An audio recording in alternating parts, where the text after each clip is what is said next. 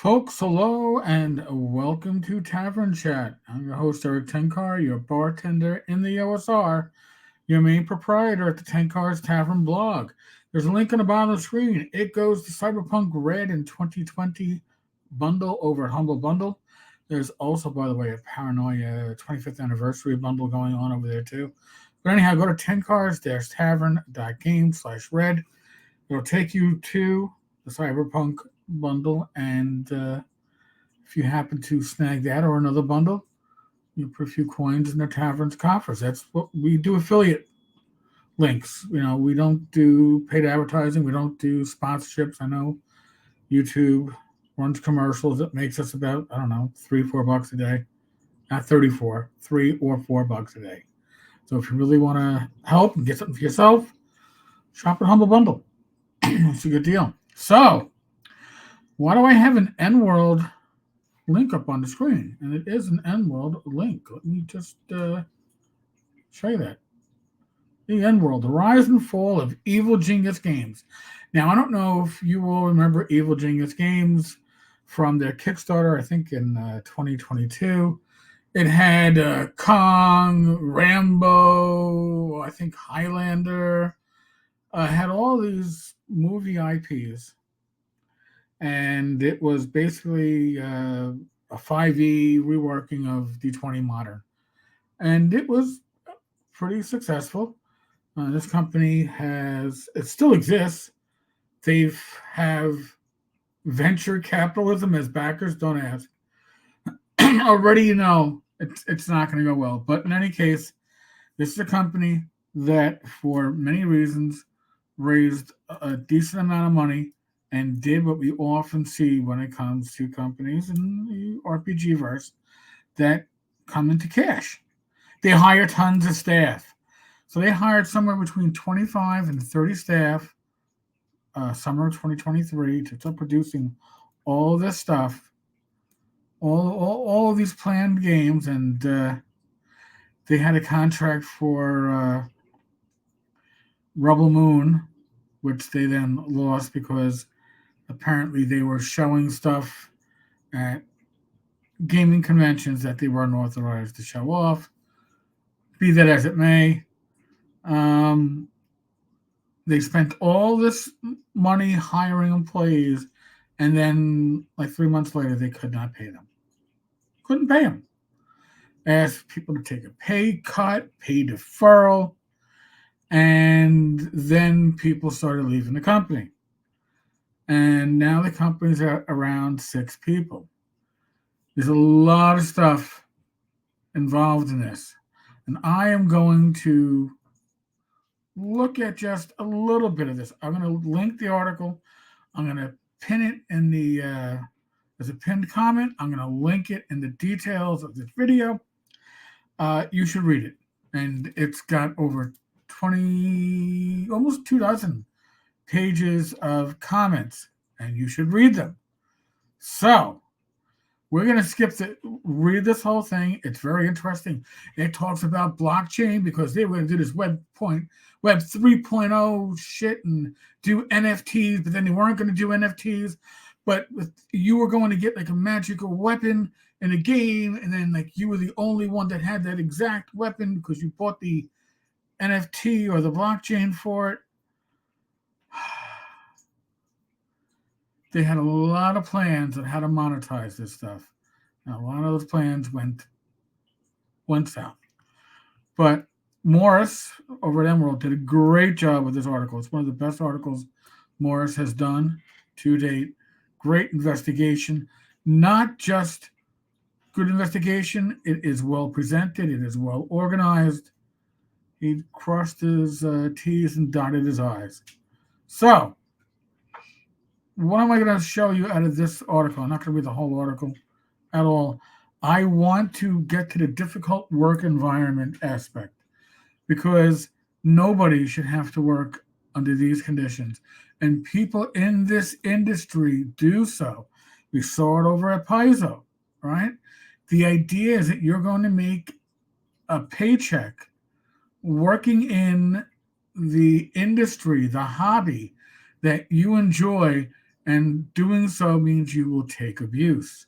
So, during a staff meeting, Dave is the, I guess, CEO slash president of Evil Genius Games, hereafter known as EGG, called out a female staff member. That female staff member was BJ Hensley. She identifies herself later on in the thread here on Unworld. Again, read the whole thread. And Dave said she was going to have to whore her out to investors to pay the bills. He thought it was funny, but most of us were very uncomfortable. Now, there is a defender of the company who posts on the name Siegfried. What a waste of my middle name being used in that case. But he gives you, oh well, to whore out doesn't necessarily mean in a sexual way. When you say it to a woman, assume it's in a sexual way. Assume. Wow. Exactly. Assume. The fact that this is happening in 2023, 2024, this wouldn't have happened when I was working in retail in the late 90s. All right. And in retail environment, this stuff would have been, you did this, the manager would have been let go. All right. You weren't going to be doing this in the NYPD at all, but it was happening here. And it was happening not even like, you got the idea, like maybe you throw that off one on one as a joke, right? You do this at a staff meeting? Dave has stated to several employees that he prefers to hire women as they are easier to train. And also that folks who want to work in games are easier to convince to work for less. Well, I just said that, right? People who want to work in gaming will often take less than the salary that they should be entitled to because they're getting to work in the business that's so important to them. Don't sell yourself short, folks. When Dave hired, he would tell everyone his investors had deep pockets, that there would be options like health insurance, stock options, and 401k. None of those things materialized. Instead, he often asked people to take pay cuts while demanding they take on unhealthy workloads or do tasks they were uncomfortable with. Now, we find out later, if you read the thread, that Dave did, like if you had some health emergency, Dave would reach into his own pocket and cover some health costs. Or if you weren't getting paid and your rent was coming due and you didn't have rent, he'd cover some rent. But that shouldn't be the situation. Again, reminds me a bit of Paizo. We were promised health care, which would have been implemented no later than the end of August 2023, and then no later than the end of September 2023. This is important to note because several of his staff left Medicaid or Medicare plans in order to join Evil Genius Games on his promise that he would take care of them. In lieu of the promised healthcare options, he offered a monthly healthcare stipend. This was paid one time before the 3-month pay deferment. Pay deferment means 3 months of not getting paid. Consider your paycheck suspended, but you can still work. You're not going to get paid. Was not included in a back pay payment and has not been reinstated. Consistent misgendering of non-binary employees in meetings, and when anyone corrected him, he would get angry and tell them not to correct him. You know what? If you unknowingly misgender somebody, no harm, no foul, correct yourself the next time. And I'll agree with that. To get mad that you're getting corrected is stupid and foolish. At least 4 employees were personally told that they were the largest financial burden on the company, with pressure applied to take a pay cut for the good of other employees. You hired them at a certain salary to bring them in, and after you bring them in, you want to cut their salary. My opinion is you'd already planned that in the beginning, but who knows? Dave has a history of asking employees for feedback on his ideas in group meetings, and then when anyone provides feedback, he belittles them for doing so, telling them that their ideas are awful. Now, that is not the way to run a company, to run an office, to run a unit, to run anything. You don't belittle your staff, you build them up. It means he felt threatened, in my opinion. He felt threatened by these people that were under him but were more knowledgeable about the field. He came from AWS, the Amazon Web Services. That's where he came from. He came to be a game publisher. But if you hire people within that game publishing industry, yes, they're going to have more knowledge of how to run a company like that than you will coming from Amazon. Accept that. Use their knowledge. Don't belittle them. Multiple of us have been told in private and in front of the rest of the company that we are not good at our jobs. This became so endemic that competent professionals have been left wondering whether they actually know how to do their job. Almost nobody got paid for October, November, December until mid-January. He made sure that we all knew that if we left, we would be considered traitors.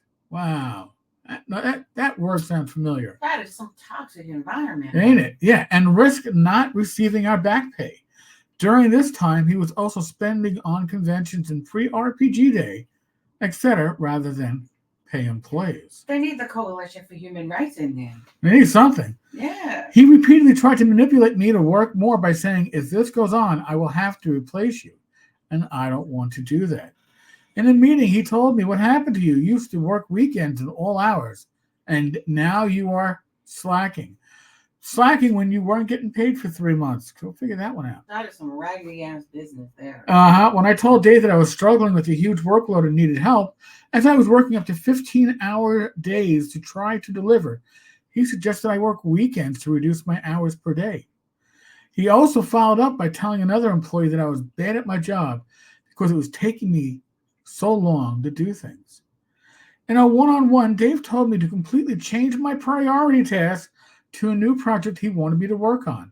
Then a week later, in a group meeting, he called me out as a failure for not delivering on my previous priorities on time, telling me he would have to look for someone else if this carries on. I actually had that happen to me on my job, and I had to remind the person who did that to me. I go, hey, I wrote down exactly what you said, and Inspector, you told me to do X, Y, and Z before doing ABC, and that was my priority for the next 2 weeks. Now you're upset that ABC wasn't done, and he walked away and never came up again. So, but it does happen. As a professional with my own ambition to create opportunities in the future for people like the ones I work with, it breaks my heart the working environment is what people objected to. And one of the staff meetings when he finally said we'd be getting some of our back pay, he laughed and thanked the team for letting him borrow our money, which at one time he said would be paid back with interest. No interest was received. He would have us hire artists and then continually pause and unpause their progress to put off the bill coming due. Now, if you're an artist, right, and this is how you are making your living, right? If you are doing art full time, you are trying to literally bank on when projects are due, when you're going to get paid. And this manipulation is what make companies that pull this shit make everybody look bad in the industry.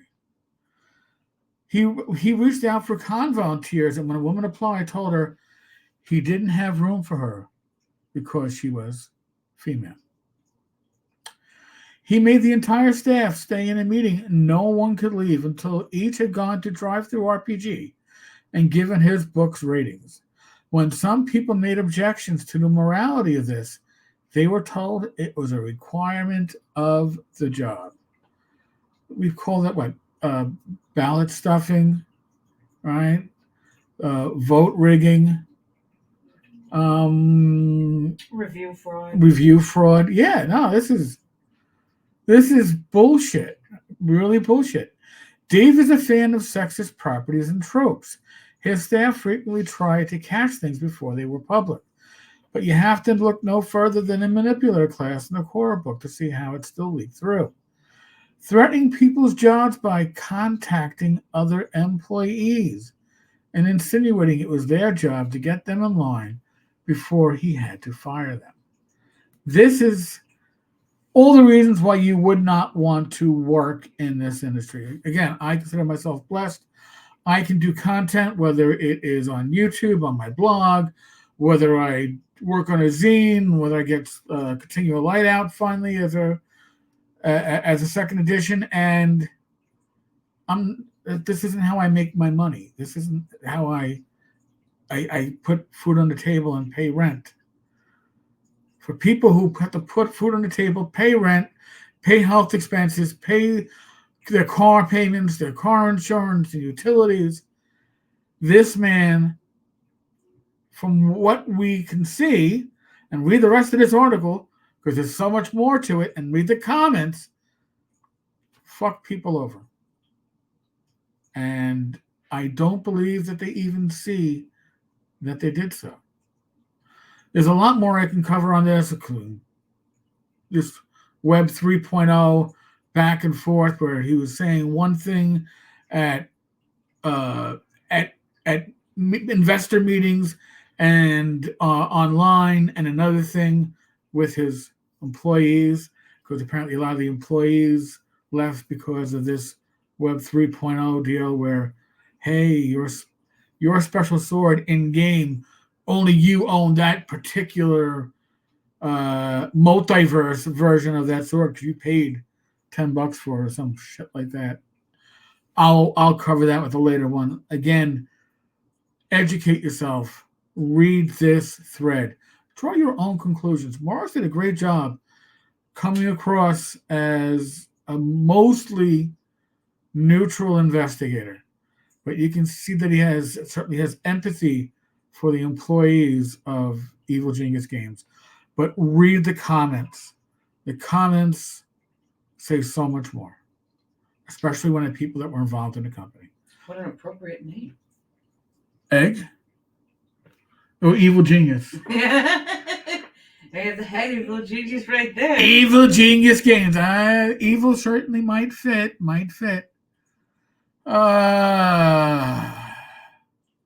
Folks, if you're around tonight, 8 p.m., we have a live stream.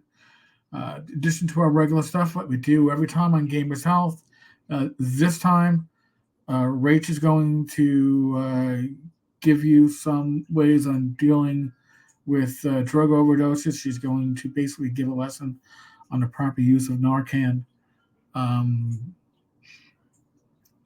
Listen, we're all part of a community. We're all live in a neighborhood. You don't know what's going on at the apartment or the door next door. You don't always know what's going on within your own doors. This is knowledge that could save a life. So if you have a chance, you can catch us live. If not, you can catch it later. It'll be up on YouTube.